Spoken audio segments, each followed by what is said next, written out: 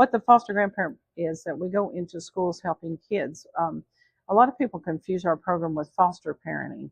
Um, so we just want to make sure that people understand that we go in schools and help kids and teachers and daycares. You have to be 55 years or older. We have an income requirement. They have guidelines that they set every year that tells about how much they make depending on how many people are in their household. They have to pass a background check. They have to have a physical, in which we pay for all that. They can give our office a call, come by our office on South College Street. We even offer them to come to the in-service and be a guest to kind of see what we're all about. See, kind of, they can even talk to some of the foster grandparents while they're here. And but yes, just come by the office and we can get them started with the paperwork and everything. There's the application process. The first step into that is we get the application, check references, and then, as she said, we do fingerprints and background because we work with vulnerable children, and it's required in our program for you to pass those things and meet the income requirement. And do a small physical. It's not a very heavy duty physical. It's a pretty simple physical. They can give our office a call. Well, if you're looking for something to do and you're 55 years or older, it's not only just helping the kids, it's helping you stay active. And it's also supplementing your income. We pay a small stipend, we pay mileage, and you get fed. And our mileage just went up to 60 cents a mile, which is a big step for us. We're super excited about that. Mm-hmm. But it's tax deferred. It's a stipend. You don't have to count it towards your income, so it will not affect any of your benefits. We basically give them a choice. We really try to feel where the needs are, but if we can put them somewhere close to the area they live so they don't have to drive a long distance.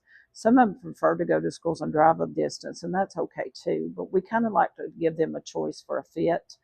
But there is times that we have demands that we try to fill first. We basically give them a choice. We really try to feel where the needs are, but if we can put them somewhere close to the area they live so they don't have to drive a long distance.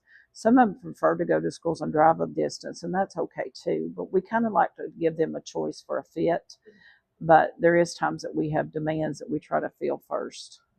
We basically they are required to do training. We do in-services once a month. I'll let Chris tell you a little bit about the training we do every year before they go back into school. But we try to have different speakers at our training they can learn from, life skills that help them. Also, we've had schools come speak. We've had CPR. We've had financial training.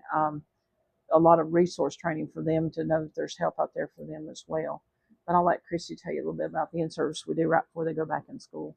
So around July, they come in and we go through training. There's different little courses they have to take and take tests with to kind of prepare them just for different things back in the schools.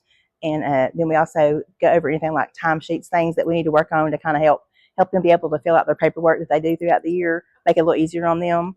And then when I have a new foster grandparent that first coming in the program, they have to have 20 hours of orientation, which they come into the office, into the classroom setting with me, and we go over our foster grandparent handbook that kind of tells about the program and what you can do in the schools and what you can't do.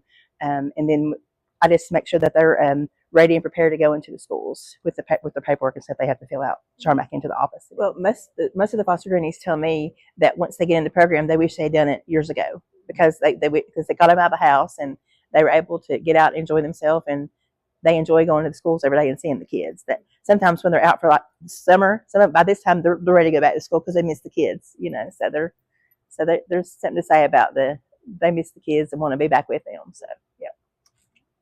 This program is for people who really want to stay active, and it's twofold for supplementing your income, but the love and the hugs they get. I mean, we do testimonials quite often. A lot of times we have time with them telling stories, and they'll tell you sometimes it's tough because you get some kids that need extra love, but when they see that change evolve through the years, it's all worth it at the end of the year because they get that kid who's shy, who cries because her mother dropped them off and they've never been away from their parents, and that kid's struggling, and now they go straight to that foster grandparent. That foster grandparent has that time that a teacher doesn't to take away from the classrooms, and that's kind of what they do.